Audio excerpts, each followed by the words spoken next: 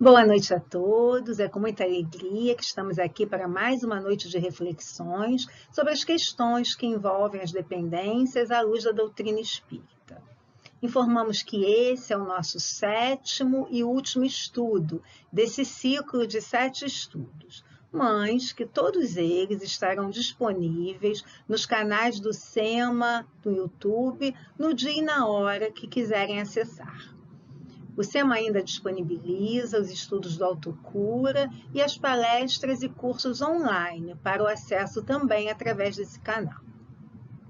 O SEMA tem ainda o atendimento fraterno online e o atendimento fraterno presencial no SEMA Barra e no SEMA Recreio, bastando para isso um agendamento prévio. Lembramos que o nosso chat está aberto e assim ele permanecerá até o final desse estudo por mais 20 minutos, para que possamos tirar as nossas dúvidas, fazer as nossas sugestões, as nossas reflexões e, portanto, estaremos disponíveis para as perguntas pertinentes ao estudo. Vamos agora à leitura do nosso Evangelho. Escolhemos para essa noite o capítulo 18, muitos os chamados, poucos os escolhidos, a porta estreita, item 3. Entrai pela porta estreita, porque larga é a porta e espaçoso o caminho que leva à perdição, e muitos são os que entram por ela. Que estreita é a porta e que apertado o caminho que leva para a vida, e quão poucos são os que acertam com ela. Isso está em Mateus, capítulo 7, versículo 13 e 14. A porta da perdição é larga, porque as más paixões são numerosas, e o caminho do mal é o mais frequentado. A da salvação é estreita, porque o homem que deseja transpô-la deve fazer grandes esforços para vencer as suas más tendências, e poucos se resignam a isso. Vamos agora fazer a nossa prece, agradecendo muito a Jesus, a doce e querida irmã Maria Angélica e a Pablo, mentor do nosso trabalho, pela oportunidade de podermos estar juntos aqui, fazendo as reflexões necessárias para o nosso aprendizado e a nossa evolução. Pedimos muito a esses espíritos de luz que possam abrir nossas mentes e corações para tudo que foi preparado para hoje e que possamos, dessa maneira, tirar o maior proveito de todas essas reflexões. Fique conosco, Jesus. Graças a Deus. O nosso estudo dessa noite tem como título Em Busca do Sentido da Vida. E esse assunto é muito importante de nós refletirmos, porque a busca do sentido da vida difere de indivíduo para indivíduo de acordo com seu patamar evolutivo. Para alguns, a busca do sentido da vida está na aquisição de bens materiais, do dinheiro. Para outros, o sentido da vida está na busca do poder. E para alguns outros, esse sentido está na busca de melhores posições sociais. O que nós precisamos entender é que quando correlacionamos a busca do sentido da vida às coisas da matéria, nós criamos em nós o que chamamos vazio existencial, que é aquela sensação de desmotivação, de apatia perante a vida, de vazio mesmo, de inadequação. E toda vez que procuramos preencher esse vazio com as coisas que o mundo nos oferece, com as distrações do mundo, nós criamos em nós mais vazio e mais dor. Porque somos espírito habitando um corpo físico, não um corpo que habita um espírito. E as nossas necessidades espirituais, elas são muito mais necessárias do que as nossas necessidades materiais. Portanto, é importante nós direcionarmos, focarmos esse sentido da vida às coisas que estão relacionadas ao espírito. Viktor Frankl, que nós já trabalhamos aqui, que já conversamos aqui em alguns estudos, ele foi um neuropsiquiatra austríaco que sobreviveu a alguns campos de concentração, embora tivesse perdido toda a família, porque ele via um sentido para a sua vida após sair daquela situação tão dolorosa, tão difícil para ele.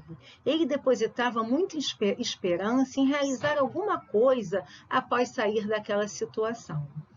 E o que aconteceu foi que, após sair de lá, e ele conseguiu sobreviver, Viktor Frankl criou, né, escreveu muitos livros e foi um psiquiatra de muito valor e de muita importância na Áustria.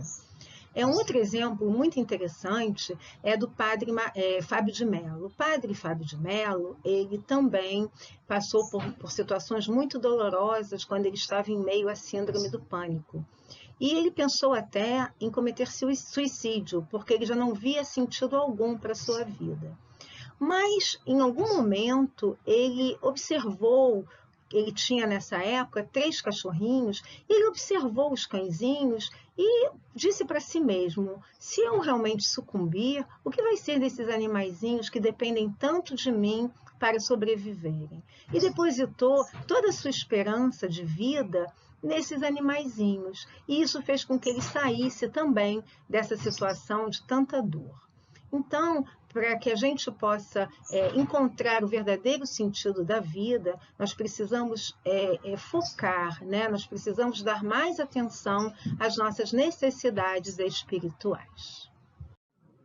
Para que nós possamos saber onde concentrar essa nossa busca do sentido da vida, é importante nós entendermos o que nós somos. O que a gente está vendo aí nessa figura? Um espírito encarnado com as suas várias encarnações passadas. Ora como mulher, ora como homem, ora desencarnando como adolescente, ora como criança. Então, nós somos hoje o produto, a soma de todas essas encarnações, de todas essas vivências que tivemos no passado. E essas encarnações, elas se processam de formas diferentes, em mundos diferentes, em países diferentes, com diferentes religiões, com diferentes etnias, com sexo diferente, com vivências diferentes. E é importante, então, que nós entendamos o que significa a reencarnação. E quem nos traz essa informação é a Joana de Ângeles. Ela diz: a expressiva maioria dos conflitos procede das jornadas infelizes do ser eterno, herdeiro de si mesmo, reencarnação, somos herdeiros de nós mesmos, que transfere fobias, insatisfações, consciências de culpa, complexos, dramas pessoais de uma para outra reencarnação, através de automatismos psicológicos. Joana de Ângeles, psicografia de Divaldo Franco, no livro O Ser Integral. Então, a Joana está dizendo que nós trazemos essas vivências, nós trazemos tudo aquilo que passamos e que precisamos trabalhar na atual encarnação, como fobias, medos, insatisfações, culpas, complexos, traumas e dramas pessoais, porque elas precisam ser trabalhadas para que nós possamos evoluir. E é interessante que muitas vezes nós trazemos esses dramas, esses complexos, eles são deflagrados na atual encarnação em forma de compulsão, podendo nos levar às dependências. Com o dependente ocorre a mesma coisa, assim dizem os espíritos. Muito da dependência é trazida de encarnações passadas, que são deflagradas ou nessa encarnação, através de gatilhos, né, da nossa memória espiritual, bastando um pequeno acontecimento para que isso seja deflagrado, ou nós já fomos dependentes em outras encarnações e eles não foram bem trabalhados e trazemos para essa encarnação esse comportamento dependente. Vamos refletir sobre essa expressão só por hoje, tão utilizada nos grupos de mútua ajuda e tão importante para que nós possamos entender o real sentido das nossas vidas. Suas atuais tendências mais indicam que lhe resta corrigir em si próprio, e é nisso que deve concentrar-se toda a sua atenção. Então, precisamos prestar atenção nessas nossas reações menos boas. O que significa isso para nós, para que nós possamos corrigi-las? E é interessante que nesse período, né, que todos nós estamos atravessando, a pandemia, que o mundo está vivenciando, e que nós, por causa do isolamento social, tivemos que estreitar mais a nossa convivência, as nossas relações com os nossos familiares. Quantos comportamentos, quantas reações, quantas atitudes menos boas foram deflagradas nesse período. Atitudes essas que nós desconhecíamos ou que estavam escondidas dentro de nós e que nós nem percebíamos, né? Então, é a partir desses momentos difíceis, desses momentos mais menos comuns, é que as nossas tendências elas aparecem. E é interessante que os espíritos nos trazem que a criança, até os 7 anos, ainda não completou totalmente a sua reencarnação. E é nesse período que é mais fácil que os pais, que os avós, que os educadores estabeleçam, né, transformem essas tendências, observem e transformem essas tendências mais, né, essas reações menos boas que a criança traz de outras encarnações, porque é um espírito e traz das outras encarnações, como nós já vimos, tudo aquilo que ainda precisa ser trabalhado.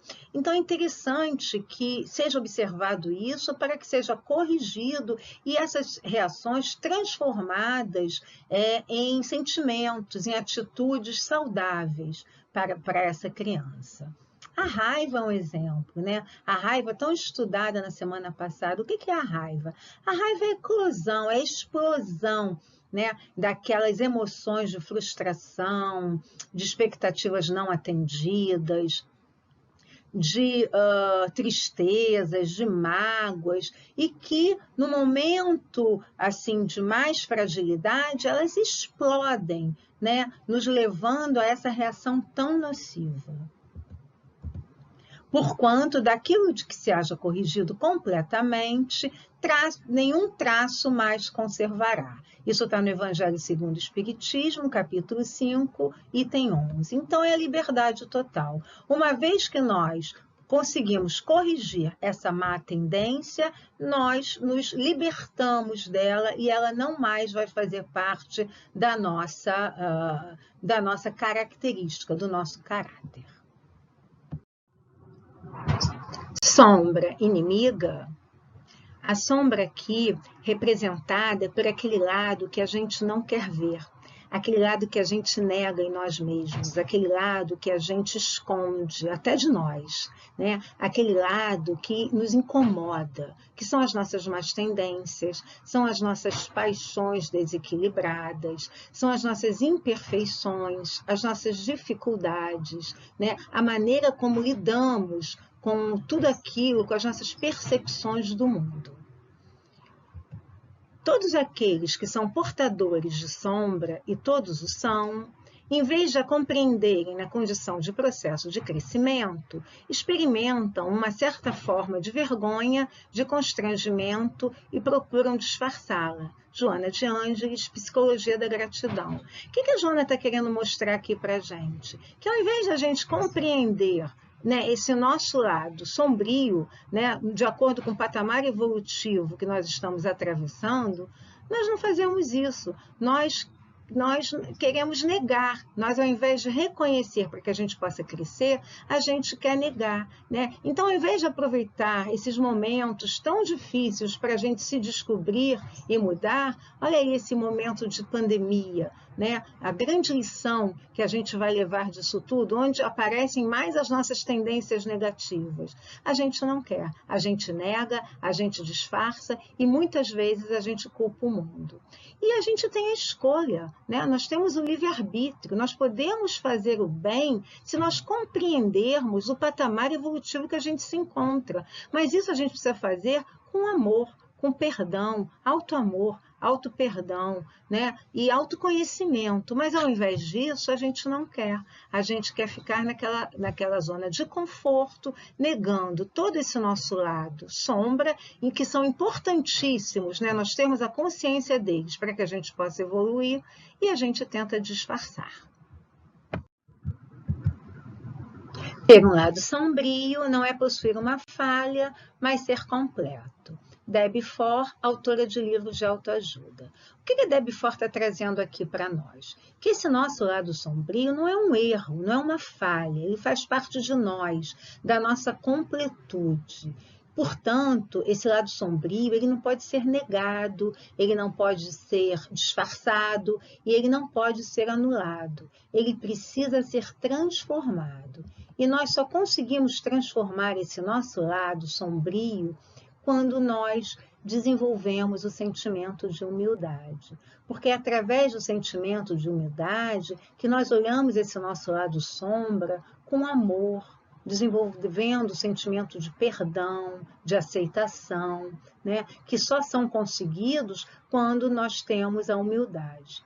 E aí nós trouxemos essa figura do lobo mau e do lobo bom, que representa o nosso lado sombra e o nosso lado luz, para que nós possamos ilustrar melhor aquilo que a Debbie está querendo nos dizer, porque nós somos as nossas circunstâncias e as nossas perspectivas, as nossas percepções. Devemos, portanto, nos responsabilizar por tudo aquilo que nos acontece, porque as dores e as delícias da vida, as alegrias e as tristezas, elas fazem parte do nosso cotidiano, elas fazem parte da nossa rotina. Aí vem o lobo mau e faz questão de nos lembrar a existência da raiva, da inveja, da arrogância, do vitimismo, muitas vezes da culpa, da inferioridade, da falta de confiança em nós mesmos. Aí surge o sentimento de inadequação, ele é acompanhado de outros grandes males que são construídos dentro da minha mente, né? Aparece o vazio existencial, né? Aquela sensação de inadequação perante a vida e perante o mundo. E aí eu passo a questionar a fé, eu passo a duvidar de Deus, da justiça, eu sou incapaz de me alegrar em meio a um mundo que, ao invés de me trazer flores, né? Ao invés de me responder às minhas expectativas, me oferece insatisfação, me oferece inquietação, inadequação. Mas aí, por outro lado, surge o lobo bom. E esse lobo bom tem que ser incentivado, a gente precisa trabalhar arduamente para que esse lobo bom sempre entre em cena, porque ele nos lembra que existem sentimentos de alegria, de fé, sentimentos de serenidade, de paz, sentimentos de esperança, de benevolência, de generosidade e, principalmente, sentimentos de humildade. É esse lobo bom que acalma o meu coração e diz que nada é por acaso, que tudo tem um porquê, que tudo tem um para quê, que muitas vezes é necessário passar por situações complicadas, difíceis, por um pesadelo mesmo, para que nós possamos aprender alguma coisa. É esse lobo bom que nos relembra o valor da gratidão, do esforço, da perseverança, do trabalho árduo. Ele diz que, às vezes, é natural a gente ter essa impressão de que o mundo e as pessoas nos viraram as costas, mas tudo é uma questão de interpretação nossa, de ponto de vista. O mundo não é bom nem é ruim, o mundo está aí. Né? O mundo é esse. O mundo é aquele que escolhemos enxergar de acordo com o nosso ponto de vista. Esses dois lobos vão sempre habitar dentro de nós. A gente não pode anular nenhum nem o outro. Eles existem numa relação de conflito um com o outro. O que nós não podemos permitir é que essa relação de conflito ela se transforme num confronto. Aí fica difícil, porque os conflitos são muito necessários, eles são construtivos, eles têm o objetivo de fazer com que a relação continue. Já no confronto, não. Já no confronto prevalece uma situação hostil, de destruição, uma tentativa de anulação um do outro. E nesse patamar que nós nos encontramos, nesse patamar evolutivo em que a gente se encontra, é importante a gente ter a consciência desse nosso lado sombra, nós aceitarmos esse nosso lado, para que a gente possa, com humildade, transformar e não anular essas emoções negativas em sentimentos libertadores. E aí a gente traz esse nosso lado luz, esse nosso lado sombra, convivendo pacificamente, numa relação amorosa um com o outro. Às vezes conflituando sim, mas com esses conflitos trazendo para a gente a aceitação de que nós somos luz e sombra. E isso é que nos torna completos. Como então poderíamos resolver esse conflito que existe entre o nosso lado luz e o nosso lado sombra? Através da educação, mas não a educação que nos instrui, e sim a educação moral. As imperfeições são nosso patrimônio. Vimos que as imperfeições, o nosso lado sombra, fazem parte de nós como um eu completo. Serão transformadas, jamais exterminadas. Vimos também que elas não podem ser anuladas, elas não podem ser negadas e não podem ser disfarçadas. Elas precisam ser transformadas. E é a partir das imperfeições que tomamos consciência de nós mesmos, então podemos nos educar.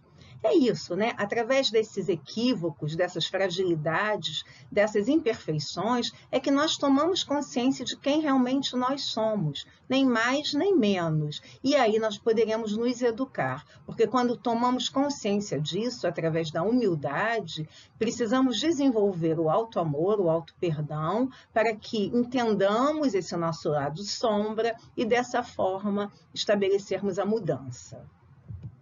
A educação não vem de um livro, de fora para dentro, é de dentro para fora e chega através do autoconhecimento. Então, a importância do autoconhecimento, né, desse mergulho para dentro de nós mesmos, para que nós possamos reconhecer esse nosso lado sombrio, para que nós possamos tomar consciência de tudo aquilo que nos impede de evoluir, para que essas questões, essas fragilidades, isso que está nos fazendo, nos jogam para baixo, possam ser transformadas, possam ser modificadas. Autoconhecimento. O autoconhecimento ocorre de forma gradual em nós. Não conseguiremos nos conhecer profundamente da noite para o dia, nem reconhecer as nossas mazelas, as nossas imperfeições, as nossas fragilidades de uma hora para outra. É necessário um mergulho profundo para dentro de nós, e isso requer muito esforço. Para o dependente, esse esforço é muito mais intenso, porque, levando-se em conta que o dependente culpa o que acontece com ele na vida, nos outros e no mundo, é necessário um esforço muito maior para que ele mude essa visão, uma vez que há necessidade de que ele assuma a responsabilidade pelo que ele faz. Não pergunte o que a vida fez com você, mas o que você fez com o que a vida lhe fez. Então, não se trata mais dele perguntar, por exemplo, o que você fez comigo, a que essa situação me levou. Não. Agora, para se educar e perceber a sua sombra, perceber o que se passa dentro dele mesmo, ele precisa se perguntar: o que eu fiz com o que a vida me fez? É necessário se olhar e mudar essa visão, mudar seu ponto de vista, sair do vitimismo, dessa culpa externa, que assola tanto os dependentes. Vamos falar agora um pouco das sombras nas dependências. E para esse estudo, nós destacamos 3. O medo, que faz com que o dependente fuja da vida e busque nos objetos de compulsão o seu refúgio, o seu esconderijo, a sua saída. A autodesvalorização, porque como o dependente não se acredita possuidor da capacidade de enfrentar a vida e de enfrentar os seus desafios, busca nos objetos de compulsão a força de que necessita para esses enfrentamentos. E a sensação de perda de controle, Porque, como o dependente não consegue controlar nem a ele mesmo e está sempre sujeito aos seus impulsos, ele busca no objeto de compulsão o controle de si, o controle do outro, o controle do mundo. Para que possamos, então, trabalhar o autoconhecimento, isso é, fazer esse mergulho para dentro de nós, né? Olharmos para as nossas imperfeições e transformá-los, não é necessário apenas coragem, mas é necessário muita humildade, porque é através da humildade que nós vamos perceber todas essas imperfeições, que nós vamos tomar consciência delas para poder transformá-las. Não há despertar de consciências sem dor. Só que nós sabemos que tomar consciência dessas nossas imperfeições, desse nosso lado sombra, vai trazer dor. E muitas vezes nós adiamos o trabalho do autoconhecimento porque não queremos sair da nossa zona de conforto. E no dependente isso é muito latente. O dependente, como ele tem muito medo, como nós vimos anteriormente, de tudo, né? Porque ele está vivendo o aqui e o agora, ele fica para ele é muito mais difícil, né? Para ele é muito mais difícil penetrar nessa seara do autoconhecimento. Para ele é muito mais doloroso. E olha aí o nosso coraçãozinho, né, chorando, porque é difícil sim, é trabalhoso demais despertar as nossas consciências. Ninguém se torna iluminado por imaginar figuras de luz. E essa é uma verdade, né? A gente não vai evoluir, a gente não vai crescer se a gente não entrar em contato com a nossa dor, com a nossa fragilidade, com os nossos equívocos, né? Eles chegam justamente para que nós possamos trabalhá-los, né? Porque a gente vem trazendo isso, como já vimos também, de outras encarnações passadas, e a gente precisa trabalhar. Então, não é imaginando coisas legais, bonitas, ou nos voltando para o mundo material, para as distrações que o mundo material nos oferece, que nós vamos nos tornarmos iluminados, né? Tornar iluminado aí é no sentido de evoluirmos até chegarmos ao nosso destino, que é a perfeição. Mas sim por tornar consciente a escuridão, Jung. Então, essa escuridão, esse nosso lado sombra, precisa vir à tona. Nós precisamos tomar consciência dele para que nós possamos fazer essa transformação, essa mudança em nós, para que nós possamos resolver, né, como a gente tem dito, esse conflito existente entre o nosso lado luz e o nosso lado sombra. E essa figurinha é muito interessante, né? Porque diz assim: não se pode ser luz antes de reconhecer, conhecer e dominar a sua sombra. Dominar aí é no sentido de nós entrarmos em contato com ela e transformarmos, não anulá-la, não disfarçá-la, não negá-la, mas transformarmos. E aí a gente vai fazer as pazes, vamos trocar de bem com esse nosso lado sombrio e vamos ter uma convivência amorosa, respeitosa com essas nossas imperfeições. O sentido da vida. A cada um, Deus deu determinada missão com o fim de esclarecê-los e de os fazer chegar progressivamente à perfeição, para aproximá-los de si. Livro dos Espíritos, questão 115. O sentido da vida é experienciar a lei de Deus, errar e acertar. E conforme a gente vai acertando, a gente vai entendendo o que Deus quer da gente. Convivendo com as nossas frustrações, com as nossas fragilidades e com as nossas imperfeições, nós vamos aprendendo a nos resignar, a ter paciência e a entender qual é a nossa missão.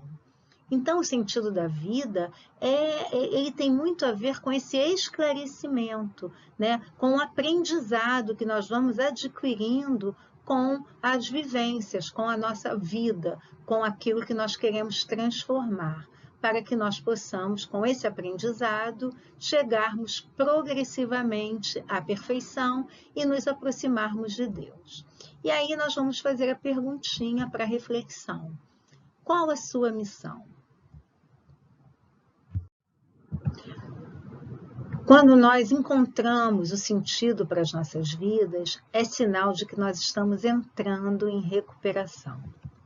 Só que essa recuperação ela é processual, isto é, ela obedece a uma sequência. E o primeiro item dessa sequência é a humildade. Considera-te como és, um permanente aprendiz da vida. Porque a humildade, assim como a fé, é uma construção, é um processo. Nós vamos experimentando as leis divinas e pouco a pouco nos afinizando com elas. Então, a gente precisa acessar o nosso banco de ideias, né? Como a gente viu lá a nossa caixinha de ideias, como a gente viu lá no estudo passado. Porque quando a gente acessa essa caixinha de ideias, nós vamos tendo as oportunidades de lidar melhor com as nossas imperfeições para que nós possamos transformá-las e, dessa forma, sermos considerados aprendizes da vida, né? A vida é um aprendizado, a Terra é uma escola, nós estamos reencarnados para que possamos aprender algo que não aprendemos em ocasiões passadas. Então, é assim, né? Esse acesso ele é pessoal e ele é intransferível. Só nós temos acesso à nossa mente, ao que passa dentro de nós. Então, mais uma vez, falando do autoconhecimento, o autoconhecimento ele é necessário para que nós possamos, dessa forma, aprendermos tudo aquilo que precisamos para a nossa transformação. A humildade concede ao ser humano a medida exata do que ele é. Olha só, é nós encararmos de frente quem nós somos, o nosso lado luz e o nosso lado sombra. Nem mais, nem menos, mas exatamente o que nós somos, né? Um ser completo. De como se deve conduzir e tudo quanto lhe cabe realizar para alcançar a elevada meta. E essa meta, muitas vezes, ela é trabalhosa e muitas vezes é necessário que nós peçamos ajuda, né? É necessário ter alguém para nos ajudar, porque muitas vezes a gente tem a tendência de jogar a nossa setinha para baixo, né? Com a baixa autoestima, com a menos-valia. Então, é necessário, em algumas ocasiões, pedirmos ajuda, né? Para que nós possamos estar sempre com a nossa setinha voltada para o bom, para o bem e para o belo. Mas para que a recuperação se efetue, é necessário que nós desenvolvamos o auto-amor. E o auto-amor, ele não pode estar tímido, ele não pode estar encolhido, ele não pode estar pálido. Ele precisa estar ativo, ele precisa estar resplandecente. As pessoas, quando educadas para enxergarem claramente o lado sombrio de sua própria natureza, aprendem ao mesmo tempo a compreender e amar seus semelhantes. Então, é necessário que a gente enxergue esse nosso lado sombrio com muito amor, né, para que nós possamos aprender e compreender e amar os nossos semelhantes, porque amar o próximo é uma consequência de nós mesmos, dos nossos estados internos, da nossa luz, do nosso encontro com a nossa própria sombra aceita e trabalhada. E é no contato com essa sombra que brotará o amor ao próximo, sem disfarces, sem manipulações. E aí a gente traz essa nossa figura, né, que representa o grupo Pablo e que representa o amor ao próximo. Estamos agora caminhando para o encerramento do nosso estudo e vamos trazer uma reflexão. Estude a si mesmo, observando que o autoconhecimento traz humildade, e sem humildade é impossível ser feliz. Vamos agora terminar o nosso estudo com a oração da serenidade. Concedei-me, Senhor, a serenidade para aceitar as coisas que eu não posso modificar. coragem para modificar aquelas que posso e sabedoria para distinguir uma das outras. Vamos agora agradecer muito pela oportunidade desses estudos, pedindo aos Espíritos de Luz, a Jesus, a doce e querida Irmã Maria Angélica e a Pablo, que possa nos sustentar durante todo esse nosso processo de transformação, de reforma íntima, de autoconhecimento, para que possamos buscar o verdadeiro sentido para as nossas vidas. E dessa forma, Senhor, nos tornarmos pessoas melhores. Graças a Deus.